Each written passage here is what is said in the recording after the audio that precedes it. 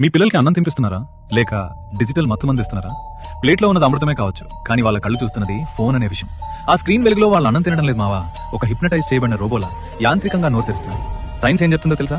మెదడు కార్టూన్ లోకంలో బిజీగా ఉంటే కడుపుకి ఆకలి సిగ్నల్స్ అందవు. దీన్నే మైండ్లెస్ ఈటింగ్ అంటారు. వాళ్ళు ఏం తింటున్నారో వాళ్ళకే తెలియదు. దీనివల్ల భవిష్యత్తులో ఒబేసిటీ, డయాబెటిస్ మరియు జీర్ణ సమస్యలు వాళ్ళ శరీరాన్ని తినేస్తాయి.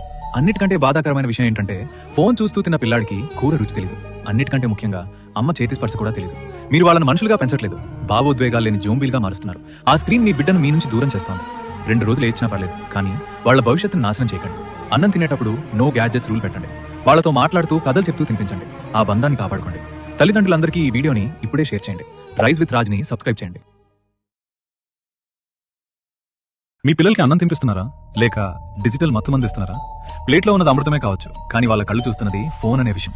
ఆ స్క్రీన్ వెలుగులో వాళ్ళు అన్నం తినడం లేదు మావా, ఒక హిప్నటైజ్ చేయబడిన రోబోలా యాంత్రికంగా నోరు తెరుస్తున్నారు. సైన్స్ ఏం చెప్తుందో తెలుసా? మెదడు కార్టూన్ లోకంలో బిజీగా ఉంటే కడుపుకి ఆకలి సిగ్నల్స్ అందవు. దీన్నే మైండ్లెస్ ఈటింగ్ అంటారు. వాళ్ళు ఏం తింటున్నారో వాళ్ళకే తెలియదు. దీనివల్ల భవిష్యత్తులో ఒబేసిటీ, డయాబెటిస్ మరియు జీర్ణ సమస్యలు వాళ్ళ శరీరాన్ని తినేస్తాయి. అన్నిటికంటే బాధాకరమైన విషయం ఏంటంటే ఫోన్ చూస్తూ తిన్న పిల్లాడికి కూర రుచి తెలియదు. అన్నిటికంటే ముఖ్యంగా అమ్మ చేతి స్పర్శ కూడా తెలియదు. మీరు వాళ్ళని మనుషులుగా పెంచట్లేదు, భావోద్వేగాలు లేని జోంబీలుగా మారుస్తున్నారు. ఆ స్క్రీన్ మీ బిడ్డను మీ నుంచి దూరం చేస్తోంది. 2 రోజులు ఏడ్చినా పర్లేదు, కానీ వాళ్ళ భవిష్యత్తును నాశనం చేయకండి. అన్నం తినేటప్పుడు నో గ్యాడ్జెట్స్ రూల్ పెట్టండి. వాళ్ళతో మాట్లాడుతూ కథలు చెప్తూ తినిపించండి. ఆ బంధాన్ని కాపాడుకోండి.